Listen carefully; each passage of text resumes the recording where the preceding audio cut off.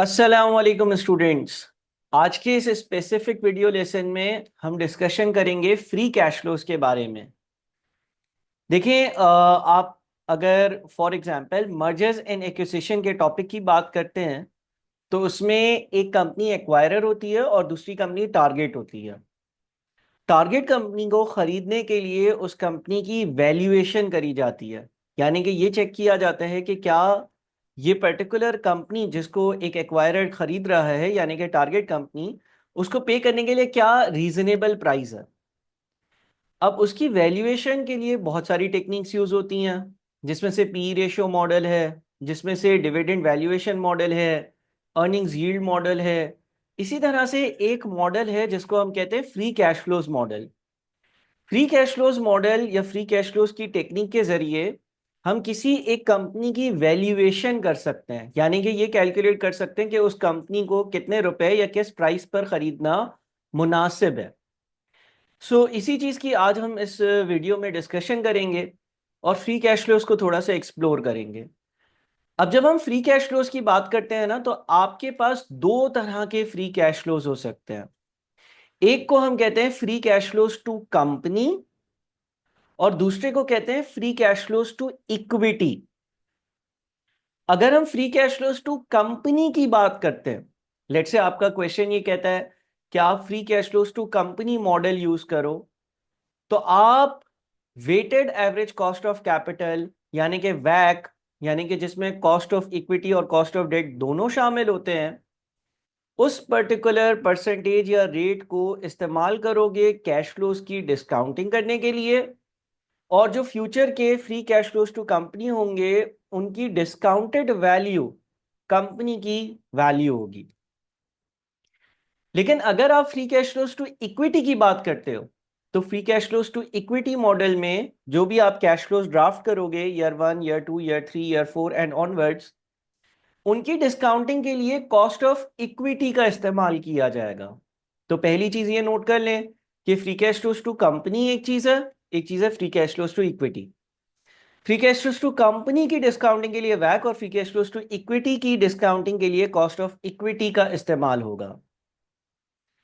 दूसरा major difference जो आपने नोट करना है वो ये है कि free cash flows to company जब हम weighted average cost of capital के जरिए डिस्काउंट करते हैं, तो हमारा जो भी आंसर आएगा 100 200 250 300, वो particular answer value of company बताएगा।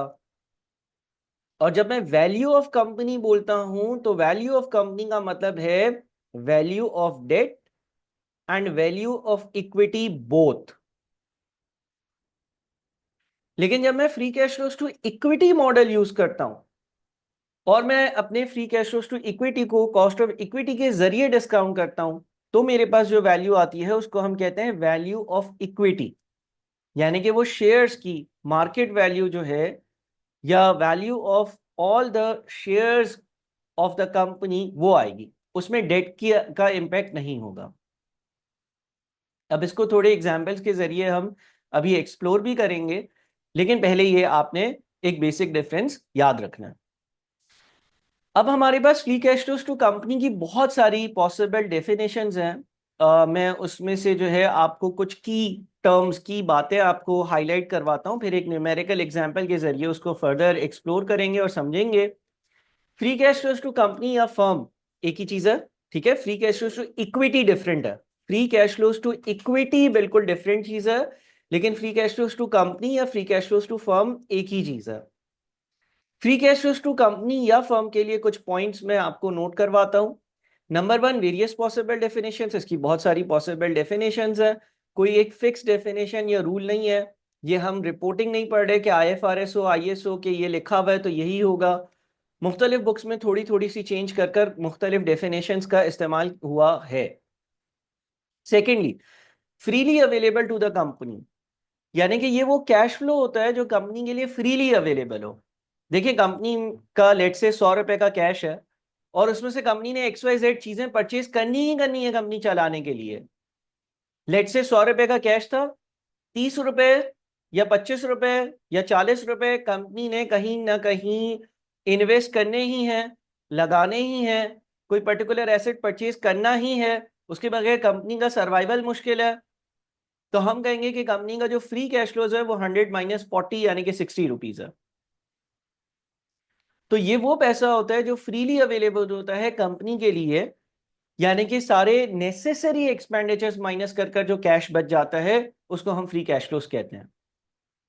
Secondly, that is amount freely available to everyone involved in financing, यानी कि ये वो पैसा है, वो कैश फ्लो है, वो अमाउंट है जो हर उस बंदे के लिए अवेलेबल है जिसने कंपनी की फाइनेंसिंग करी है।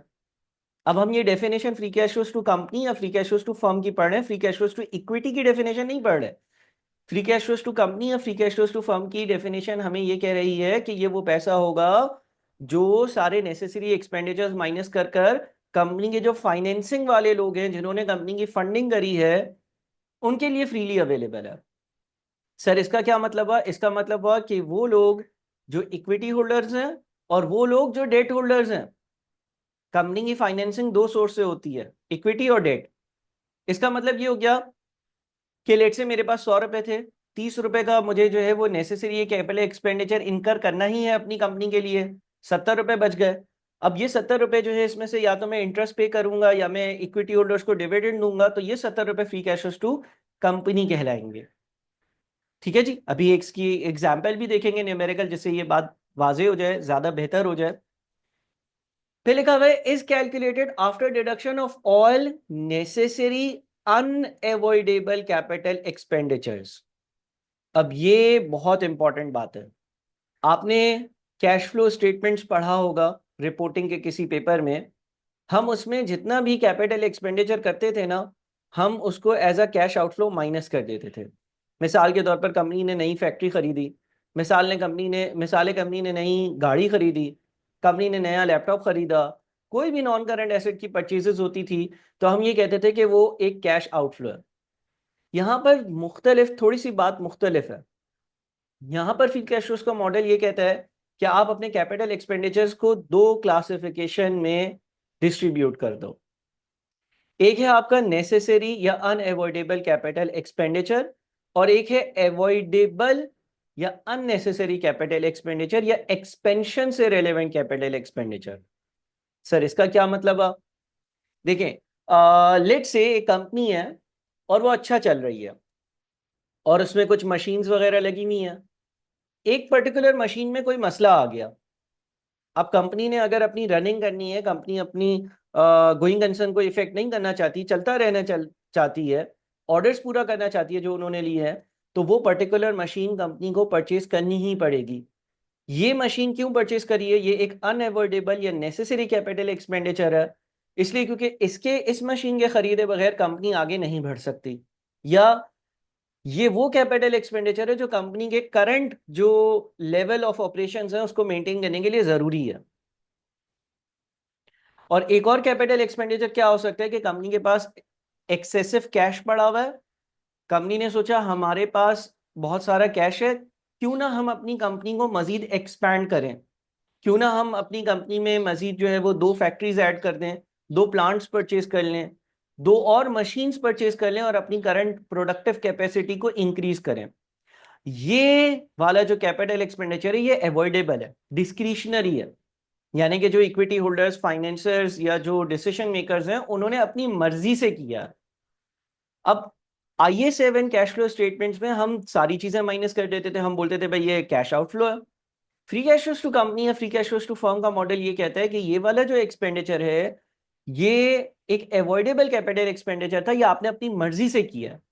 तो याद रखिएगा कि जब आप free cash flows to company या इक्विटी के सवाल कर रहे होंगे या फर्म के सवाल कर रहे होंगे, तो उसमें आप सिर्फ और सिर्फ अनएवॉइडेबल या नेसेसरी कैपिटल एक्सपेंडिचर को डिडक्ट करेंगे।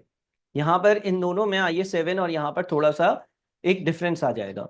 बहरहाल जनरली इसकी टेस्टिंग नहीं होती है, जनरली सवाल यही कहता है कि भाई जो कैपिटल एक्सपेंडिचर है वो नेसेसरी है, और नेसेसरी है तो आप माइनस कर ही देते हैं।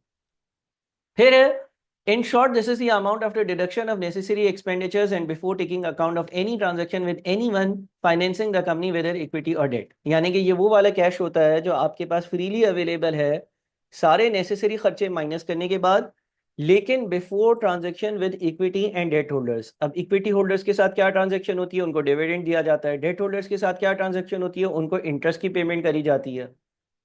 तो ये मुख्तसर सी मैंने एक आपको जो है वो कुछ हाईलाइट बुलेट्स बता दिए।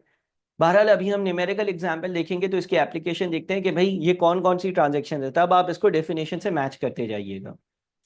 फिर एक छोटा सा डायग्राम मैंने आप लोगों के लिए बनाया है, लिखा हुआ है when all free cash flows are discounted at बैक we get total value of the company under consideration.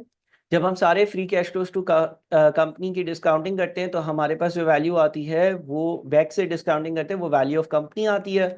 अगर आपने किसी कंपनी की वैल्यूएशन करनी है, यानी कि उसके शेयर्स कितने रुपए में खरीदने चाहिए या उस कंपनी को खरीदने के लिए कितने पैसे पे करने चाहिए, तो आप वैल्यू ऑफ कंपनी यूज नहीं करोगे, आप उसमें से वैल्यू ऑफ डेट को माइनस कर दोगे और वैल्यू ऑफ इक्विटी को कैलकुलेट करोगे।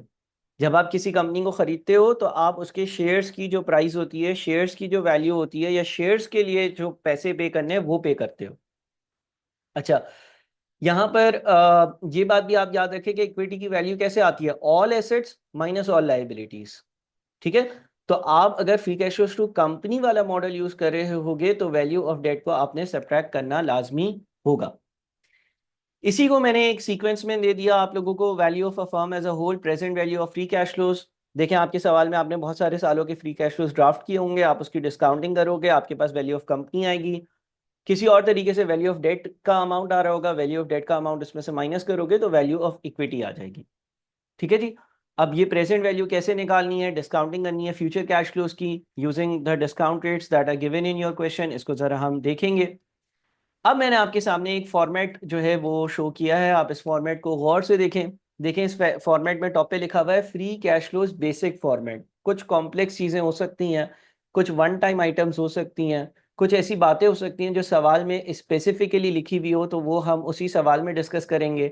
बहरहाल बड़ा बेसिक सा फॉर्मेट क्या है फ्री कैश फ्लोज का, और वो ये है कि अगर आप प्रॉफिट आफ्टर टैक्स से स्टार्ट कर रहे हैं तो प्रॉफिट आफ्टर टैक्स में आप ऐड कर देंगे टैक्स का प्रोविजन और लेस कर देंगे टैक्स की पेमेंट। ठीक है, जनरली अगर सवाल कुछ नहीं लिखता तो टैक्स की पेमेंट और टैक्स की प्रोविजन यानी कि एक्सपेंस सेम होता है। बट ऐसा भी हो सकता है कि फॉर एग्जांपल 2025 का प्रॉफिट आफ्टर टैक्स 100 रुपये हो, 2025 का टैक्स एक्सपेंस 25 हो, लेकिन टैक्स की पेमेंट 20 रुपये हो। तो क्योंकि हम कैश फ्लोज की बात कर रहे हैं तो हम 25 को ऐड कर 20 को माइनस करेंगे। ये बात वही है जो आपने IS7 कैश फ्लो स्टेटमेंट में पढ़ी है कि कभी कभार टैक्स का एक्सपेंस और टैक्स की पेमेंट डिफरेंट हो सकती है। हम कैश फ्लोज की तरफ जा रहे हैं, लिहाजा हम अगर कैश फ्लोज की तरफ जा रहे हैं हम एक्सपेंस को ऐड कर और जितनी पेमेंट होगी उसको सब्ट्रैक्ट करेंगे। उसके बाद आपका इंटरेस्ट एक्सपेंस है। सर इंटरेस्ट एक्सपेंस को क्यों ऐड किया, इसलिए क्योंकि हम free cash flows to company या free cash flows to firm की बात कर रहे हैं। और free cash flows to company या free cash flows to firm का मतलब ये है कि ये वो अमाउंट होगा जो before any transaction with financiers of company के होगा। यानी कि टैक्स का एक्सपेंस तो मैं पे करता हूं अपने डेट होल्डर्स को, मुझे उन ट्रांजेक्शन्स को रिवर्स करना है जो ओनर्स ऑफ द इक्विटी या owners of the financiers of the company या ओनर्स ऑफ द डेट के साथ हुई है। तो इंटरेस्ट का एक्सपेंस ऐड हो जाएगा, और जब वो एक्सपेंस ऐड होगा तो उसकी वजह से जो मैंने टैक्स का इम्पैक्ट लिया होगा वो भी मुझे रिवर्स करना पड़ेगा, क्योंकि आपको मालूम है कि इंटरेस्ट का एक्सपेंस जो है उसकी वजह से हमारा टैक्स जो है वो सेव हो जाता है। तो लेट से अगर 20% का टैक्स रेट है और इंटरेस्ट का एक्सपेंस 10 रुपए है, होता यह है कि 10 रुपए जब आप अपनी बुक्स में इंटरेस्ट का एक्सपेंस चार्ज करते हो तो 10 का 20% यानी कि 2 रुपए का आपका टैक्स सेव हो जाता है। तो दोनों के इम्पैक्ट्स को आपने रिवर्स कर देना। उसके बाद आपके पास add less non cash expense adjustments such as कोई डेप्रिसिएशन है, depreciation is a non cash expense तो हम उसको ऐड बैक कर देते हैं। ये वही वाला रूल है जो कैश फ्लो स्टेटमेंट में अप्लाई होता है।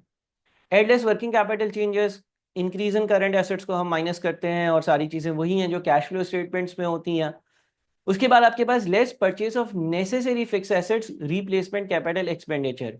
ये थोड़ा सा डिफरेंस है। मिसाल के तौर पर एक सवाल में लिखा हुआ है 100 रुपए का टोटल खर्चा है, लेकिन इसमें से नेसेसरी कैपिटल एक्सपेंडिचर 80 था और 20 जो था वो एवॉइडेबल था, तो आप 80 माइनस करोगे। लेकिन अगर कैश फ्लो स्टेटमेंट का सवाल होता तो पूरा 100 माइनस करते। तो ये एक बेसिक सा स्ट्रक्चर है जिससे आप कंपनी के फ्री कैश फ्लोज को कैलकुलेट कर सकते हो।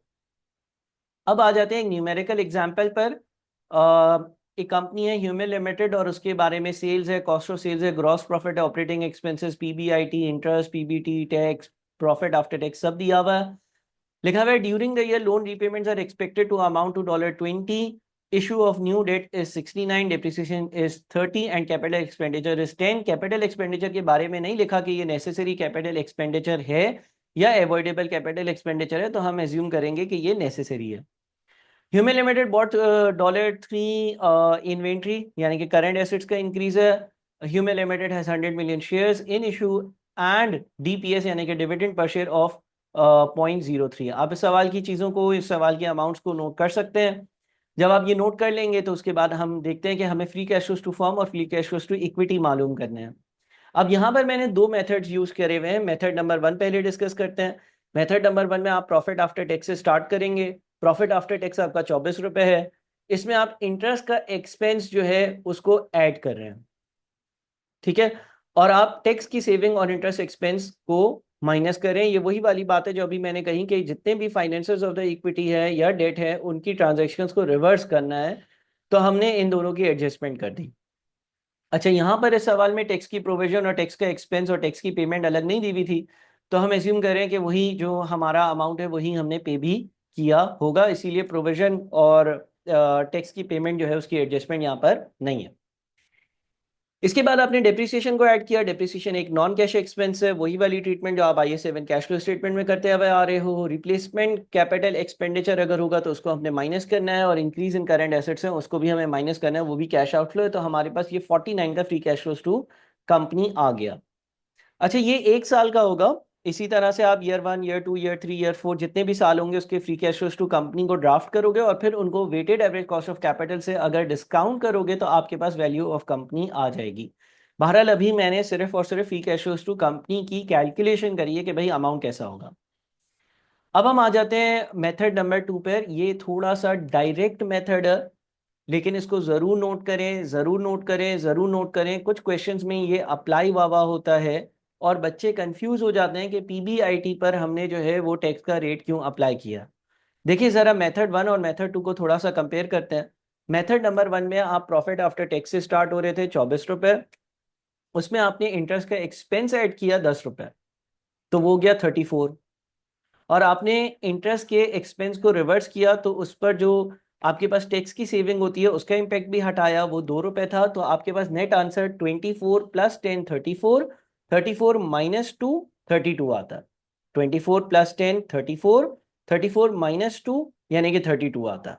ठीक है जी, यानी कि आप यहाँ पर अभी डेप्रिसिएशन, रिप्लेसमेंट एसेट वगैरह की बात ना करें तो आप 32 पर हैं। अब यही अमाउंट आप पीबीआईटी पर अगर टैक्स रेट अप्लाई कर देते हैं ना तो भी आ जाएगा। उसकी रीज़न ये है कि अगर आप पीबीआईटी पर टैक्स रेट अप्लाई करोगे तो इसमें जो वो इंटरेस्ट का एक्सपेंस है उसकी एडजस्टमेंट करने की ज़रूरत नहीं है, क्योंकि आप profit before interest and tax से स्टार्ट हो रहे हो। इसी पे टैक्स लगा दोगे तो वो जो रिवर्सल किया था इंटरेस्ट के एक्सपेंस के होने की वजह से टैक्स के सेविंग का, उसका इम्पैक्ट भी नहीं लेना पड़ेगा। तो आप ऐसा भी कर सकते हो कि पीबीआईटी में से पीबीआईटी पर ही टैक्स का रेट अप्लाई कर दो। 40 का 20% ले लो, 8 आता है, और 40 में से 8 माइनस करो तो ये भी 32 पर आ रहा है। वहां पर 24 + 10 34 - 2 32 आ रहा था। यहां पर भी 40 - 8 32 ही आ रहा है, और आगे वाली कहानी पूरी सेम है। ठीक है जी, यानी कि आगे सारी वैल्यूज आपको मेथड 2 में नजर आ रही होंगी, वो वैसी ही हैं जैसे आपके पास मेथड नंबर 1 में थी। अच्छा जी, free cash flow to equity अगर आपको कैलकुलेट करना हो, इसी एग्जांपल की थोड़ी सी कंटिन्यूएशन है, तो लिखा हुआ है when discounted with cost of equity to present value is equals to present value is equals to value of equity. यानी कि अगर आपके पास किसी सवाल में free cash flow to equity है और उसको आप कॉस्ट ऑफ इक्विटी के जरिए डिस्काउंट करोगे तो आपके पास वैल्यू ऑफ इक्विटी डायरेक्टली आ जाएगी। अब अगर हमारे पास किसी सवाल में free cash flows to company दिया हुआ है, free cash flows to firm दिया हुआ है, जिस तरह से यहाँ पर मेथड बना, मेथड 2 में कैलकुलेट करा वो 49 बना, तो उसमें हम कुछ एडजस्टमेंट्स कर कर free cash flows to equity पर भी आ सकते हैं। इसका एक छोटा सा मैंने फॉर्मेट बनाया है। मिसाल के तौर पर किसी कंपनी का आपके पास free cash flows to firm मौजूद है, उसमें से आप इंटरेस्ट का एक्सपेंस माइनस कर दो और आप टैक्स की सेविंग्स ऐड कर दो। सर ऐसा क्यों कर रहे हैं? देखिए, फ्री कैश फ्लो, गौर से सुनिएगा, free cash flows to company या free cash flows to firm की डेफिनेशन ये है कि free cash flows to company या free cash flows to firm, जो कि दोनों एक ही चीजें हैं, वो वाला अमाउंट होगा जो before any transaction with financiers of the company होगा।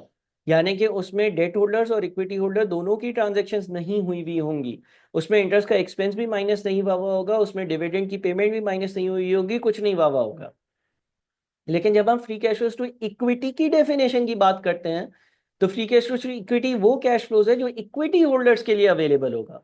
अब इक्विटी होल्डर्स के लिए जो कैश अवेलेबल होता है वो जाहिर है इंटरेस्ट का एक्सपेंस वाला अमाउंट हटाकर जो बच जाता है वो अवेलेबल होता है। तो इसीलिए free cash flow to equity के लिए आप इंटरेस्ट का एक्सपेंस माइनस करोगे, इंटरेस्ट का एक्सपेंस माइनस करोगे तो उसके टैक्स सेविंग का इम्पैक्ट भी लेंगे हम। और अगर कोई भी ट्रांजैक्शन ऐसी है जो डेट होल्डर्स के साथ हुई है उसको भी हम एडजस्ट करेंगे। अब हमारी एग्जाम्पल के हिसाब से free cash flow to firm 49 आ रहे थे और उसके बाद इंटरेस्ट का एक्सपेंस 10 था। अगर टैक्स का इंटरेस्ट का एक्सपेंस 10 चार्ज होता है तो 2 रुपए की टैक्स की सेविंग होगी, वहां पर एक तरह से कैश बच जाएगा, तो उसको हमने ऐड किया। और 49 क्या चीज़ है, आपका जो ओरिजिनल क्वेश्चन था उसमें मेंशन था कि आप अगर क्वेश्चन पढ़ते हैं तो उसमें एक स्टेटमेंट लिखा हुआ था, during the year loan repayments are expected to amount to 20, यानी कि 20 का मैं 20 का लोन जो है वो रीपे करूंगा, and issue of new debt is 69, और नया जो उधार है वो 69 का लूंगा।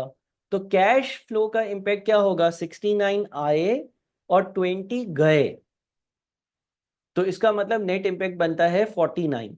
तो अगर आप अपना आंसर देखते हैं तो उसमें add less any transaction carried out with debt holders में रीपेमेंट है 20 की और इशुएंस है 69 की, यानी कि नेट इम्पैक्ट 49 लिया। सर ये जो 49 वाला कैश का आना और जाना है, 20 रुपए आपने पे किया है डेट होल्डर्स को, 69 के नए डेट्स इशू कर रिसीव किया है, ये आपने free cash flows to company वाले मॉडल में क्यों नहीं लिया था? इसलिए नहीं लिया था क्योंकि वो मॉडल ये कहता था कि ये वो वाला कैश होगा जो without any transaction with debt holders होगा, यानी कि डेट होल्डर्स या कंपनी को जो लोन प्रोवाइड करने वाले लोग हैं उनसे करी गई ट्रांजेक्शन से पहले वाला जो अमाउंट है वो होगा, तो हम उसमें ये इम्पैक्ट नहीं लेते। अगेन आपसे मेरी ये रिक्वेस्ट होगी कि इस पर्टिकुलर वीडियो को और इससे रेलेवेंट हैंडआउट्स को बहुत अच्छे से देखें। ये मॉडल जनरली आपके मर्जर्स एंड एक्विजिशन के क्वेश्चंस में आता है और आपको जो है वो डिस्काउंटिंग करनी होती है कैश फ्लोज की कंपनी की वैल्यू को कैलकुलेट करने के लिए।